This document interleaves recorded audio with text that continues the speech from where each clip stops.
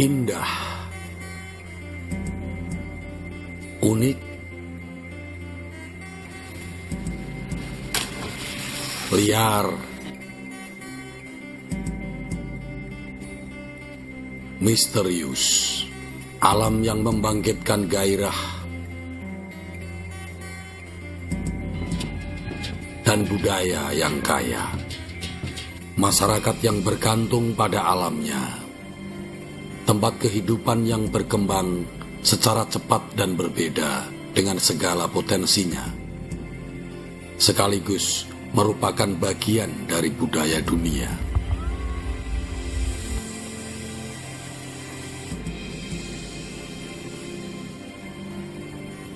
Dalam film ini, kita akan melihat secara dekat masyarakat pesisir di dua pulau, Sumba dan Lombok.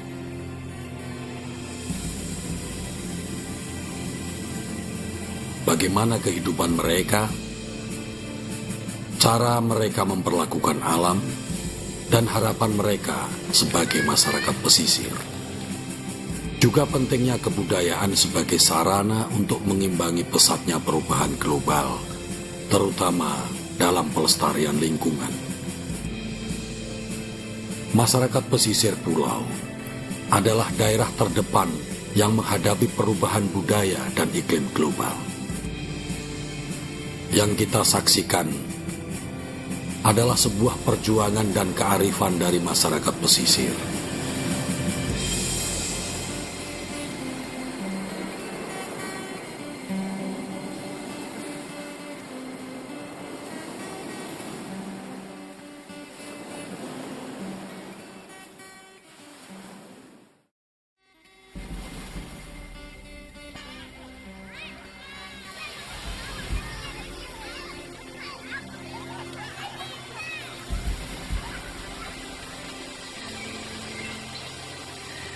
Pulau Lombok adalah sebuah pulau di Kepulauan Sunda Kecil atau Nusa Tenggara.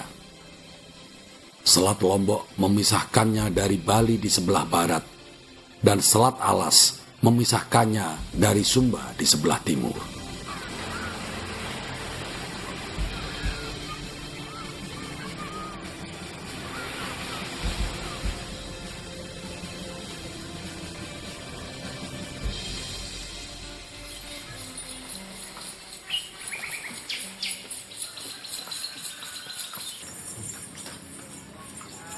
Lombok berbeda dengan Sumba dengan alam liarnya. Lombok adalah pulau yang padat. Sekitar 3 juta jiwa mendiami Pulau Lombok. 80% diantaranya adalah suku Sasak, dan sebagian kecil adalah Bali, Jawa, dan lainnya.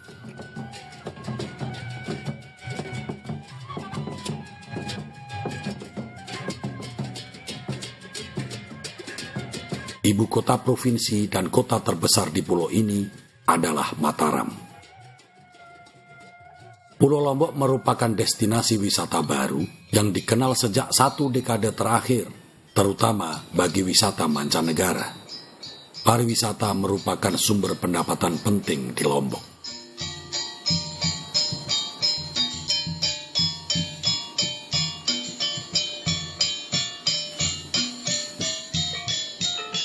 Salah satu yang terkait dengan ekowisata adalah di Gili Trawangan. Gili Trawangan adalah satu dari 30 kecil di barat laut Lombok. 2 yang lain yaitu Gili Air dan Gili Meno.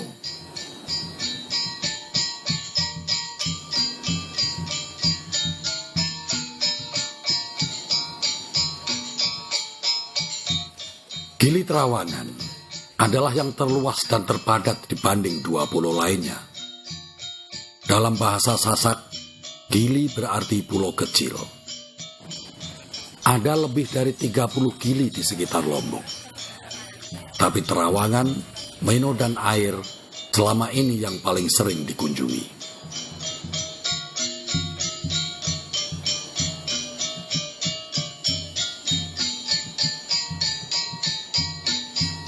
Pulau ini memiliki populasi 800 jiwa dan luas 6 km persegi. Seperti mayoritas masyarakat Lombok, penduduk Kepulauan Gili adalah Muslim. Sejak tahun 70-an, pelaut dari Bugis, Mandar, dan Makassar, Sulawesi menduduki Gili Air, lalu berbaur dengan suku Sasak, kemudian membangun perkebunan kelapa dan memperluas kegiatan penangkapan ikan.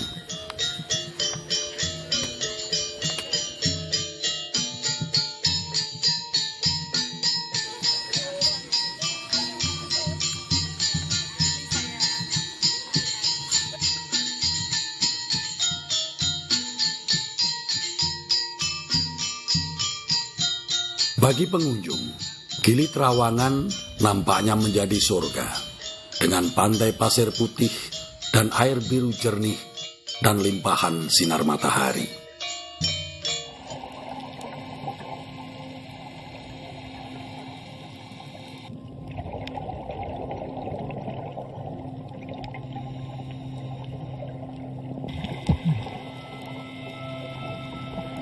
Para penyelam dan pecinta pantai dari seluruh dunia telah berkumpul di sini sejak awal 80-an untuk menikmati kedamaian dan ketenangan sebuah pulau.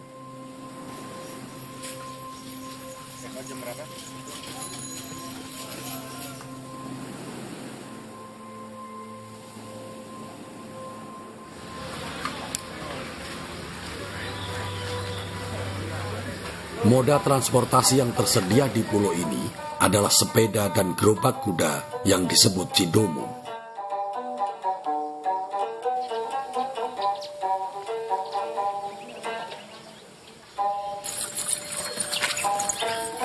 Salah satu komunitas penggiat pariwisata di Gili Trawangan, salah seorang penggiat pariwisata di Gili Trawangan, yang juga keturunan kedua dari penduduk awal Gili Trawangan, adalah Hajah Nora. Hajah Nora merupakan gambaran asli dari penduduk Gili Trawangan yang masih tetap mempertahankan nilai agama Islam. Beliau mempunyai hotel dan restoran. Bagi wisatawan mancanegara. Juga salah satu perintis dan tokoh penggerak kebijakan wisata di pulau itu. Cidomo adalah buah pemikiran beliau untuk membedakan pariwisata di Gili dengan pantai Lombok lainnya. Orang tua waktu itu asalnya buat penginapan, ada turis dari Australia nginep di Ampenan, nama hotelnya Losmen Latimojong, Losmen Horas pertama tahun itu ya, datang ke sini. Akhirnya ada namanya Pak Haji Majid almarhum. Nah, dia yang kenal, dibuatlah hotel. Akhirnya kita ikut-ikutan buat dengan daun-daun kelapa, pakai kelapa. Turis dulu biar begini-gini good. Dia bilang kalau sekarang nggak spring bed, nggak AC, no good. Pada tahun 2005, mulai banyak investor asing yang menanamkan modal di pulau ini. Perkembangan hotel dan restoran terjadi sangat pesat. Berkembangnya pariwisata di sebuah pulau kecil, di mana arus wisatawan semakin banyak dan pembangunan infrastruktur yang terus berlangsung, menimbulkan dampak tertentu terhadap lingkungan. Hal tersebut dengan bijaksana telah diatasi oleh komunitas warga Gili Trawangan dengan pendekatan gotong royong dan musyawarah melalui sistem koperasi warga.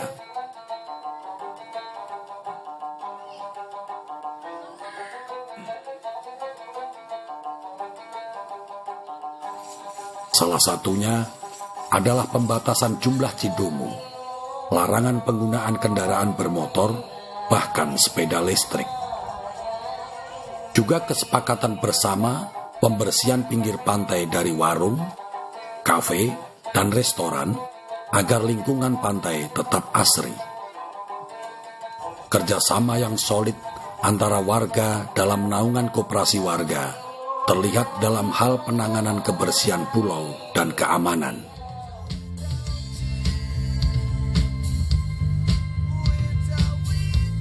Dalam bidang kebudayaan, muncul kekhawatiran tentang gempuran budaya luar terhadap generasi yang akan datang. Hajah Nora berharap pemerintah melindungi budaya masyarakat dengan aturan-aturan yang mendukung, terutama pembatasan investasi yang tidak sesuai dengan sosial budaya masyarakat, serta perlindungan properti bagi warga, salah satunya berupa sertifikasi tanah warga.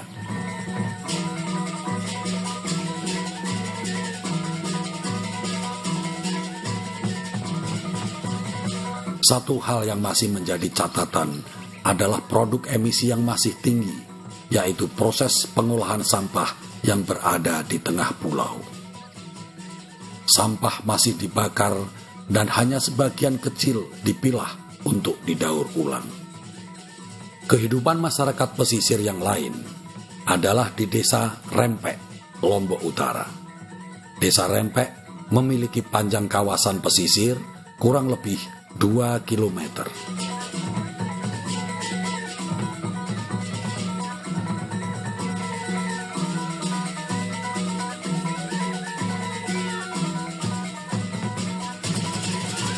Desa ini merintis pariwisata berbasis budaya nelayan atau wisata bahari dan pengembangan rumah ikan di lepas pantai.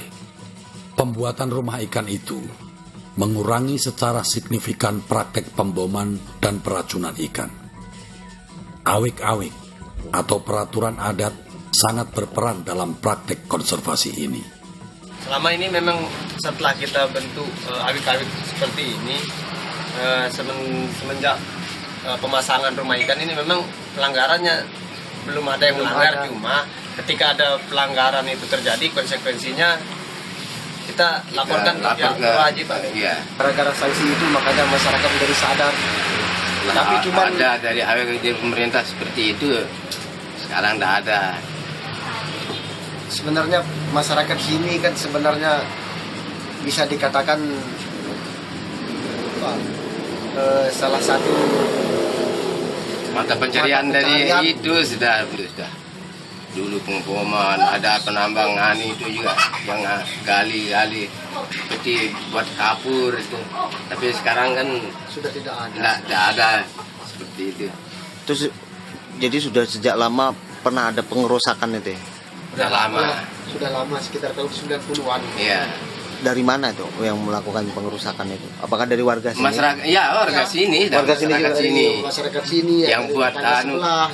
kapur itu. Nah, terus bisa menimbulkan jadi kesadaran, jadi mereka sadar untuk tidak melakukan hal seperti itu lagi. Karena dia lihat dampaknya. Kesadaran masyarakat. Sejak kapan ini Pak mulai jual-jual seperti ini? Sudah lama ya? Sudah 1 tahun lebih. Setahun lebih ya? Pengembangan pariwisata terlihat dari mulainya masyarakat membuka usaha berjualan hasil tangkapan laut di pinggir jalan raya. Sayang sekali, dukungan dari pemerintah belum sesuai dengan kondisi real masyarakat. Kaitan dengan bagaimana pemanfaatan laut, wisata laut ini, tapi dari pihak desa itu merasa tidak mau tahu dengan apa yang kami lakukan di sini. Notabene misalkan di daerah pariwisata khususnya di hari-hari besar memang kepadatan wisatawan khususnya lokal. Ini yang banyak di wisata sepanjang pantai yang kami tempati di Dusun Lempeng ini. Antara pihak desa dengan kami itu saling saling bertolak belakang. Kita tidak pernah dikoordinasikan selaku kita di Pok Darwisnya, kita tidak dilibatkan. Ketika pemenang tendernya ini, nanti disinilah semua mereka yang penentu kebijakan sendiri.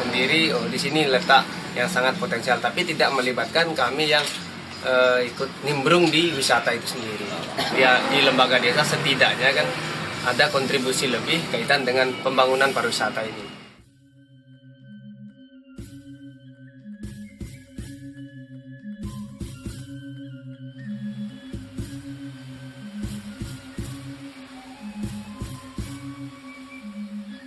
Kesadaran masyarakat akan potensi wisata dan konservasi wilayah pesisir timbul dari pengalaman mereka sendiri, yaitu penambangan pasir yang masif sehingga terjadi abrasi pantai. Sebelumnya, mereka adalah para penggali pasir dan penambang koral. Masyarakat Desa Rempek juga mempunyai peternakan sapi komunal. Di peternakan sapi ini ada sekitar 100 sapi yang mereka kelola bersama. Mereka bercita-cita mampu membuat tempat penampungan kotoran sapi untuk biogas.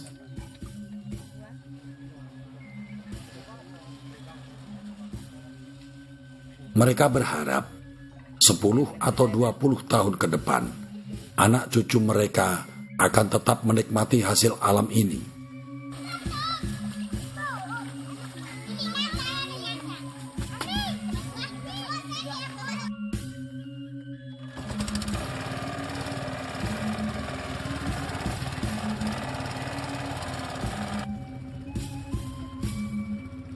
Sebuah potret kehidupan nelayan di Desa Jeruwaru, Dusun Poton Bako. Semua masyarakat adalah nelayan tradisional, tempat yang eksotis dan kental dengan tradisi gotong royong. Pemanfaatan mangrove juga dilakukan oleh masyarakat di sini.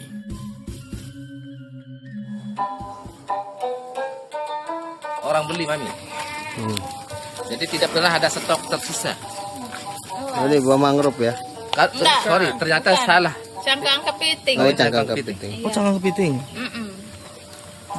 Dijadikan apa ini, Bu? Kerupuk.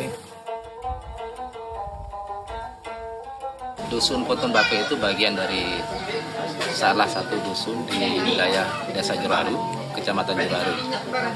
Yang Dusun Poton Bako sendiri terbagi menjadi dua kegiatan masyarakat di situ. Ada yang petani plus nelayan, ada yang nelayan murni.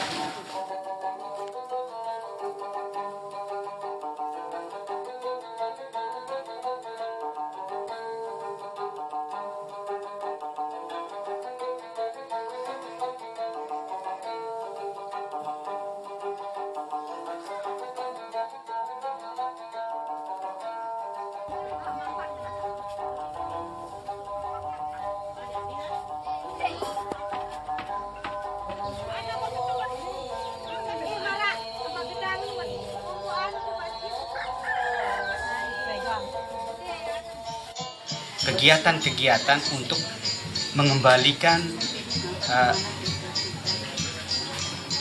populasi laut, keutuhan laut, walaupun itu sebagian kecil. Yang kita lakukan dalam hal ini, kita membuat atraktor cumi dan rumpon-rumpon ikan. Alhamdulillah sangat masyarakat nelayan sangat responsif untuk kegiatan itu. Kenapa saya bilang demikian? Karena dalam 2 bulan sampai 3 bulan terbukti hasil daripada pembuatan atraktor cumi-cumi maupun rumpon ikan.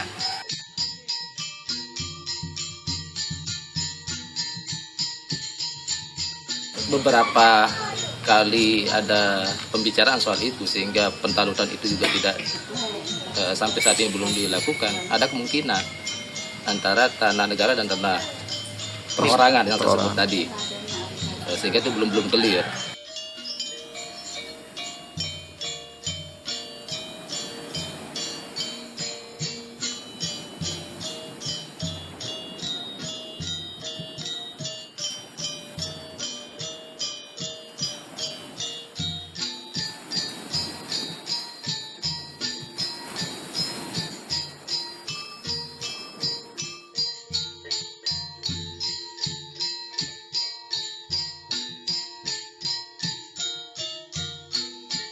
Kita kan terdiri dari orang penyelam.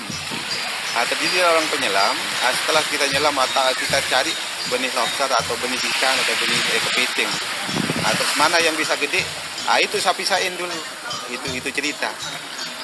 Terus ini bibit lobster. Setelah ada kelihatan bibit lobster, saya cari pembeli di Lombok Timur. Kalau jual mahal yang bisa beli hanya bos, hanya PT, hanya perusahaan. Akhirnya sekarang waktu itu terus berkembang. Budaya baby lobster ya. Saya tiap hari nangkap dapat 1.000-2.000 laku. Kalau ndak lagi main seperti itu, mungkin nggak terus berlonjak. Iya betul.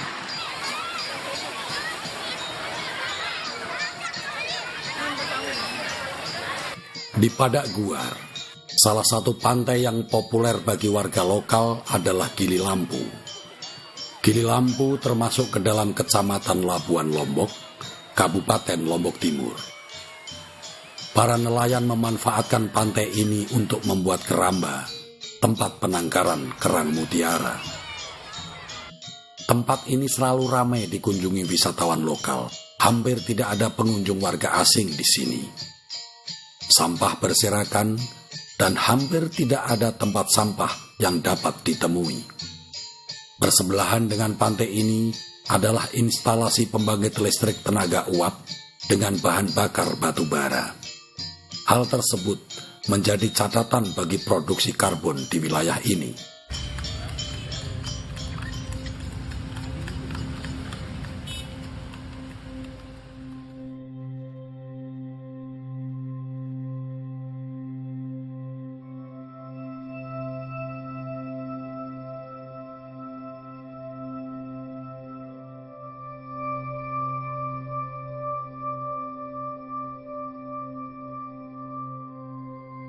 Sumba dan Lombok adalah dua pulau dari banyak gugusan pulau di Indonesia.